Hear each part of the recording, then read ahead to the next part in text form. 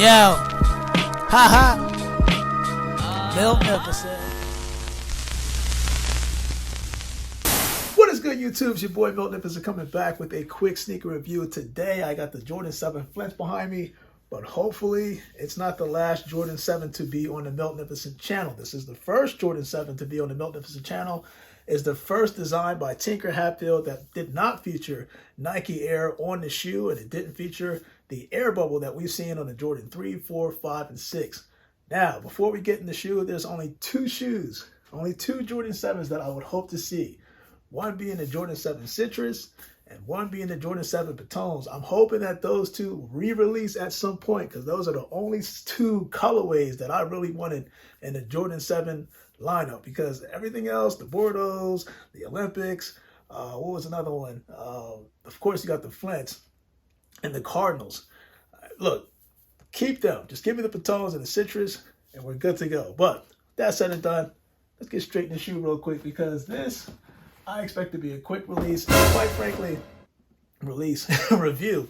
Quite frankly, I don't know what happened with the release of this shoe. I think it got pushed back once.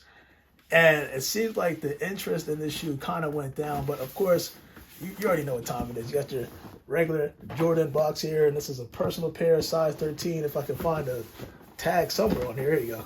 Size 13, big boat gain. But Nike actually sent this, I think this is one of the shoes that got delayed. And for those that don't know, if I'm not mistaken, there's a bunch of Jordans, actually Nikes in general, that will be pushed back. And they're going to have a bunch of shipment delays. And that's not even including the shipment delays that's going on in terms of the releases, but shipment delays in terms of your Gothams, your recent Gothams. So if you got the Jordan 1 Shadows, expect that to be a little bit later in terms of you being able to get it, as well as the Kobe's. Don't shoot the messenger. I'm just letting you guys know so you're not surprised. You're not looking in your inbox on your app and trying to figure out what's going on with the shoe. But that said and done, let's get these bad boys opened up, which we already did. Of course, you got the traditional Jordan wax paper. And, whew, now, we haven't seen these shoes since 2006, so it's been a long time coming. But according to what I read, they supposedly redid the materials so they're a little bit better. One of the problems I think a lot of people were saying is that with the 2006 Jordan 7 Flints versus the 2021, this suede or the nubuck that's on here, that's featured on the toe box, the quarter panel, and even on the collar, gray is a little dark. Me personally, I don't have a problem with that, because you know Jordan, Tinker Hatfield, when he created these Jordans, he modeled them after the Huaraches, the Nike Huaraches that we've seen them, because they feature that neoprene boot that's on the inside of the shoe. It's kind of the first time he designed it that way. I think he kept that same design concept in the Jordan 8 and the Jordan 9. And for those that have no idea what the heck I'm talking about, that neoprene boot is featured, what you see on the tongue. Like, you'll see the shoe inside, but it's actually like a booty is what they called it. Of course, let me take the shoe tree out. I think it's a nice design because it does keep your foot enclosed in the shoe.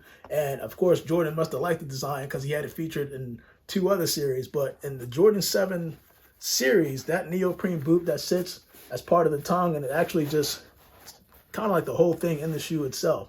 But quite frankly, I don't think it's a bad shoe. I've had this 7 lineup before. It's just I never had it on the Magnificent channel. And I felt like it was a comfortable shoe. It's just that it's unfortunately not a popular silhouette, right? Of course, it does come with those metal aglets on here. The leather on here it's pretty soft. It's not extremely soft. It ain't nothing too great, but it's not bad. It's not bad. And of course, by them taking the air bubble out of the midsole, the whole idea behind this design was to make it lighter. Kind of a hip, Jordan wanted a hip version at the time. Of course, I think it was, what, 1992? His second championship, around that timeline. So he was looking for something up to date, hip with the youngsters, but something that was lighter than the 3, the 4, the 5, definitely, and the 6. But they definitely achieved that with the design. It's just that, again, the colorways that they were used. I know Tinker Hatfield had some motivational input from an African, I want to say it was a poster. So what they did was different colorways, or released different colorways that had that African type of vibe. It's just that some people just, I don't know. I'll put it this way. The Jordan 7 lineup was okay to a certain point in that timeline. In our timeline now, it's like, who remembers the Bugs Bunny, the Jordan 7 hair, if I'm not mistaken? That was a popular one. But of course, the Olympics was a popular one when Jordan won his medal gold with the Olympics on the Jordan 7s. But quite frankly, Jordan 7 Flints, man, these are just, it's just not, put it this way, it's just not this. You got the Flint 7s, but the Flint 13s, I think, is a more popular colorway and silhouette than the Jordan 7 Flints. I'm keeping it honest with you guys. But your boy Magnificent, Jordan 7 Flints are in the building. You know what? And even that little Jordan 23 badge, I kind of like it. I really like it. But it's only two. Like I said, it's only two colorways that I want. So Jordan brand, please re-release the Patones at some point. The Citrus, I need those two. Those two. These are okay. But I need those two. Really, really bad. And also, next year, my theme next year on this channel is going to be called Knockout. Meaning, as soon as I build this tower that you see behind me of shoes, I want to see if Jordan, Nike, or whoever can come up with a shoe design, a colorway that would make me want to buy the shoe and replace it with whatever I have in this shoe back here, at least the shoe boxes, the drop front boxes behind me, because I'm going to kind of change up the whole scenery, at least at the end of the year. Certain things are going to change, and you tell me whether it's worth knocking out or not. Now, of course, I get the final say because, it's magnificent. I want to see if this shoe is good or not. But certain shoes I know that are coming out next year kind of got me licking my thumbs. I'm not going to sit there and say what those shoes are because I'm trying to keep it discreet. There's other shoes that's coming on later on during the year. This past release, I think this weekend, like I said, the Jordan 1 Shadows, the Kobe Bryant Hall of Fames. And to be honestly, I'm tired. I am sick and tired. I can't believe I'm saying this. But I'm Jordan 1. I'm tired of the Jordan 1. The Jordan 1s, they're cool, but